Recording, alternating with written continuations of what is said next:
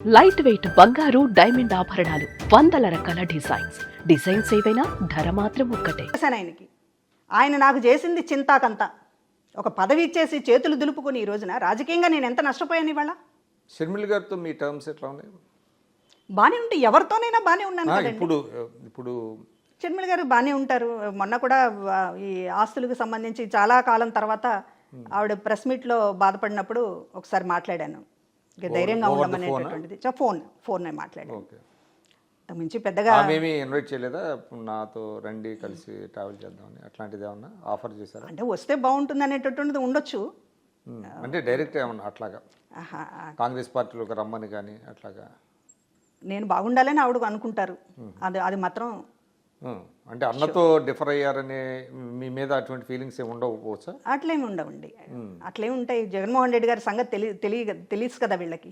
నన్ను చాలా ఇబ్బంది పెట్టారనేటటువంటిది వాళ్ళు షర్మిల గారు తెలంగాణలో పార్టీ పెట్టకముందు కూడా అక్క నువ్వు ఎమ్మెల్సీ విషయం కొంచెం నాతో పట్టుబట్టించి ఉంటే కొంచెం బాగుండేదేమో అని కూడా అంటే నేను జగన్మోహన్ రెడ్డి గారు ఇచ్చినప్పుడు ఇస్తారు.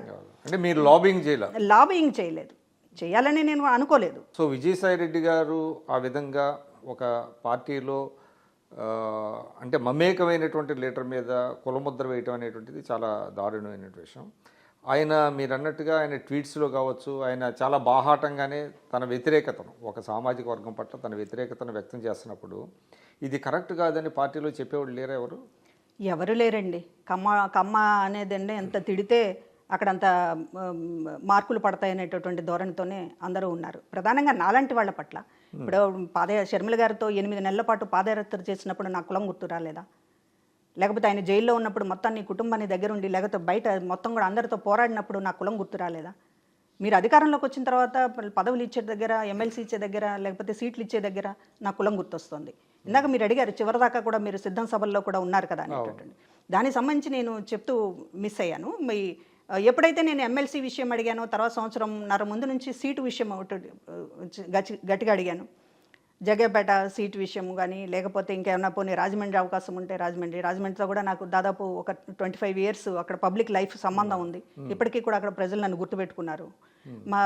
మాకు సంబంధించినటువంటి లైఫ్ అంతా కూడా అక్కడ నడిచింది. అదేవిధంగా జగేపేట మా సొంత ప్రాంతము, అనేక ఈక్వేషన్స్ కలిసి వస్తాయి అనేటటువంటి దాంతో సీట్ అడిగినప్పుడు కూడా చివరి దాకా నాంచటం. అంటే మీకు అడిగారా మీ హస్బెండ్కి అడిగారా? మా హస్బెండ్కి గతంలో అడిగాము. ఇప్పుడు ఈసారి దీనికి సంబంధించినటువంటిది ఇప్పుడు ఆయన అపోజిషన్లో ఉన్నప్పుడు ఫైనాన్షియల్గా బర్డెన్ పెట్టకూడదని ఆ రోజు సీటు గురించి నాకు సీటు గురించి గట్టిగా పట్టుబట్టలేదు. కానీ ఆ రోజు తప్పించుకున్నారు. తర్వాత ఫస్ట్ ఎమ్మెల్సీ అన్నారు. ఎన్ని ఎమ్మెల్సీలు పోయినాయో మీరు కూడా చూశారు, అందరూ కూడా చూశారు, పార్టీలో అందరూ కూడాను. ఏ సందర్భంలో అధికారంలోకి వచ్చిన తర్వాత కూడా ఎమ్మెల్సీ ఇవ్వడానికి ఆయనకి చేతులు రాలేదు. ప్రధానంగా సీటు విషయం కూడా లాస్ట్లో వరకు కూడా పోనీ సీటు ఇవ్వలేమో అని ఎప్పుడు చెప్పలేదండి. చివరి వరకు కూడా అక్కడ చూసుకోండి, లేకపోతే ఇక్కడ చూసుకోండి, లేకపోతే ఇంకొకళ్ళు చూసుకోండి, లేకపోతే మీకే ఇస్తాము, ఇట్లాగనమాట. చివరి నిమిషం దాకా కూడా డ్రామా ఆడారు. అక్కడ ఇక్కడ అని, లేదంటే చివరిలో ఎమ్మెల్సీ ఇస్తారేమో అనేటటువంటిది అట్లా కూడా ఎప్పుడు కూడా డినై చేయలేదు. దీంతో నేను మొదటి నుంచి అసంతృప్తిగా ఉన్నాననేది క్లియర్గా అర్థమవుతుంది. చాలా అందరి ముందే మాట్లాడాను. జగన్మోహన్ రెడ్డి గారి దగ్గర కొన్ని విషయాలు మాట్లాడాను, వాళ్ళ ఫ్యామిలీ దగ్గర కొన్ని విషయాలు మాట్లాడా, ఇంపార్టెంట్ లీడర్స్ అందరి దగ్గర మాట్లాడాను. నాకు సంబంధించి ఎట్లా అన్యాయం జరిగింది అనేటటువంటి చాలా సూటిగా మాట్లాడుతూ ఉన్నాను. సో ఈవిడ అసంతృప్తితో ఉంది అనేటటువంటిది ఒకటి. తర్వాత మహిళా కమిషన్ చైర్పర్సన్గా మధ్యలో ఒక జీవో ఇచ్చారు, మెమో ఇచ్చారు తీసేస్తున్నట్టు. ఏది సోషల్ మీడియా మీద నేను ఒక సెమినార్ పెట్టి దానిపైన ఒక action plan every Friday women dignity day అని పెట్టి ఎప్పుడైతే నేను ఫీల్డ్లోకి వెళ్ళి ఇది సోషల్ మీడియా మీద అవేర్నెస్ తీసుకొస్తున్నానో ఇది మనకే దెబ్బ అనుకున్నారు. ఇప్పుడు ఏ సంవత్సరం అండి? లాస్ట్ ఎలక్షన్స్ ముందే. ఎలక్షన్స్ ఒక 1 year ముందు, 8 months ముందో ఏమో. ఇది సోషల్ మీడియా మీద వస్తున్నట్టే వీళ్ళే కదా ఎక్కువ సోషల్ మీడియాను పచ్చిబుద్ధులు తిట్టేది. కాబట్టి మనమే ఎఫెక్ట్ అవుతాము ఈవిడ చేస్తున్న దీనివల్ల అనేటటువంటి దాంతో మొత్తం ఒక ఫైన్ డే మెమో ఇచ్చేసి సడన్గా మీరు ఆఫీస్ ఖాళీ చేయాలి, మీ టర్మ్ అయిపోయింది అన్నారు. ఇప్పుడు అది ఆంధ్రజ్యోతిలో బ్యానర్ ఐటమ్ ఇచ్చారు, ఏది పదవి లేకుండా హల్చల్ చేస్తుంది అని. అది వచ్చేదాకా మనకు తెలియలేదు మెమో ఇచ్చినటువంటి విషయం.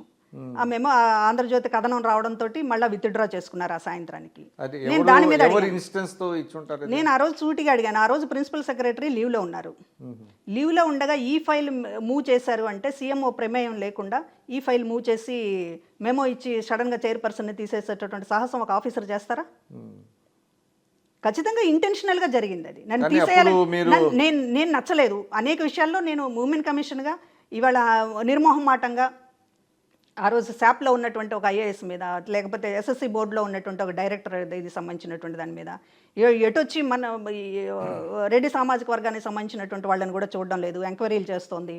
దీనికి సంబంధించినటువంటి ఒక మూమెంట్ ఉంటుంది, ఇండివిజువల్గా మొత్తం కూడా ప్రయత్నం చేస్తోంది అనేటటువంటి ఒక అపోహలు ఇవన్నీ కూడా.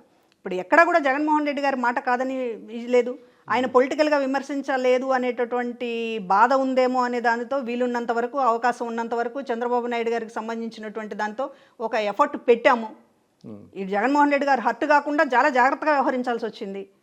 లేకపోతే షర్మిల బ్రాండ్ అనేటటువంటిది పోగొట్టుకోవడానికి కాస్త భారత్కి సంబంధించినటువంటిది మాట్లాడాల్సి వచ్చింది. ఇన్ని జాగ్రత్తలు తీసుకున్నా కూడా నన్ను కార్నర్ చేయటంలో ఎవరు మాత్రం ఇప్పించుంటారు మేము మీకు? ఖచ్చితంగా ఇది ముఖ్యమంత్రి ప్రమేయం లేకుండా ముఖ్యమంత్రి సీఎంఓ ఆఫీస్లో చీమ చిట్టుకు మనదు. జగన్మోహన్ రెడ్డి గారికి తెలియకుండా సీఎంఓలో వాళ్ళు నన్ను తీసేస్తారని నేను ఎలా అంటే అనుకుంటాను? ఆయనకి సలహాదారులు ఉన్నారు కదా. ఎవరైనా కానీ ఆయనకి తెలియకుండా జరుగుతుందని నేను అనుకోవడం లేదు. సలహాదారులే చెప్పారో, లేకపోతే ఆయన సలహాదారులకి ఆయనే సలహా ఇచ్చాడో, మొత్తానికి కానీ తీసేయడం అప్పుడు అనేది మీరు ఎందుకు జరిగింది. మేలుకోలేకపోయారు? ఏదండి అప్పుడు మీరు ఎందుకు మేలుకోలేకపోయారు? ఈ విధంగా జరుగుతున్నది కాబట్టి. చెప్తున్నానండి. అదే ఈ మొత్తం పరిణామాలు చూసి ఇవిడ చాలా అసంతృప్తిగా ఉంది. ఎలక్షన్స్ ముందు ఏదైనా దెబ్బేస్తుందేమో అనేటటువంటి దానితోటి చివరికి సీటు కూడా ఇవ్వలేదు కదా, ఓకే. సీటు కూడా ఇవ్వలేదు, ఎమ్మెల్సీ ఇవ్వలేదు, లేకపోతే దీనికి సంబంధించిన పదవి కూడా పోగొట్టేటటువంటి ప్రయత్నం చేశాము. ఇంత చేసిన తర్వాత ఆవిడకి సరిగ్గా పొలిటికల్గా ఒక ప్లేస్ కల్పించినట్టయినా డ్రామా ఆడదామని అనుకున్నారు. ఓకే. అంతకుముందు ఎలక్షన్స్ ముందు చెప్పారు, మీరు ఎలక్షన్ కమిషన్ దగ్గరికి వెళ్ళండి, రోజు మీడియాతో మాట్లాడండి అని. అంటే నాకు ఏదైనా ఫీల్డ్ వర్క్ అప్ చెప్పండి, నాకేమంత ప్రచార యావగా నేను ఏదో పోయి మీడియాతో మాట్లాడి ఎలక్షన్ కమిషన్తో మాట్లాడి నేను ఆ రోల్ తీసుకోవాలని నేను అనుకోవడం లేదు. పొలిటికల్గా నేను మిస్ అయ్యాను, చాలా వరకు మిస్ అయ్యాను. ఈ 5 ఏళ్ళు నన్ను చాలా మిస్ చేశారు. దీనికి సంబంధించినటువంటిది దాన్ని పొలిటికల్ యాక్టివిటీ ఇవ్వండి అని చెప్పి అడిగాను. చివరికి సిద్ధం సభలలో ఒక యాంకరింగ్ పాత్ర అనేటటువంటిది ఒకటి దాన్ని ఒక క్రియేట్ చేసి సాటిస్ఫై చేయాలని, అంతకుమించి ఏం లేదు. సీట్ ఇవ్వలేదు కదా, సీట్ ఇవ్వలేదు, సాటిస్ఫై చేయాలి, బయటికి వెళ్ళకుండా బయటకు వెళ్లకుండా చూసేటటువంటి ప్రయత్నంలో సిద్ధం సభల్లో ఏదో ఇంపార్టెంట్ రోల్ ఇస్తున్నట్లుగా పెట్టారు. అది కూడా ఏంటి, సిద్ధం సభల్లో ఒక ఇంటరాక్షన్ మీటింగ్స్ కరెక్ట్గా మూడు మీటింగ్ల వరకు భరించారు నన్ను.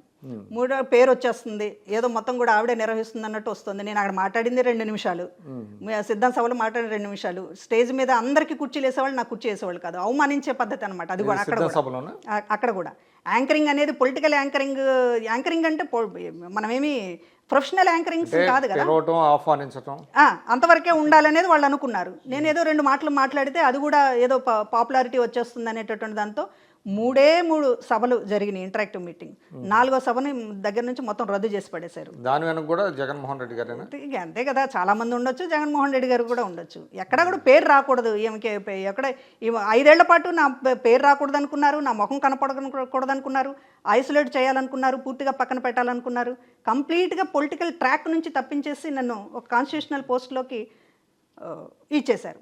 ఉండవల్లి అరుణ్ కుమార్ గారు నాకు ఈ పోస్ట్ ఇచ్చిన వెంటనే రాజమండ్రిలో ఏదో పెళ్లిలో కలిసినప్పుడు అన్నారు, మీ పార్టీ ఎన్ని పొరపాట్లు చేస్తుందంటే నీలాంటి వాళ్ళని తీసుకెళ్లి జడ్జి పోస్టులో కూర్చోబెట్టారే, అయ్యే పొరపాట్లు అంటే అని చెప్పి అన్నాడు ఉండవల్లి గారు.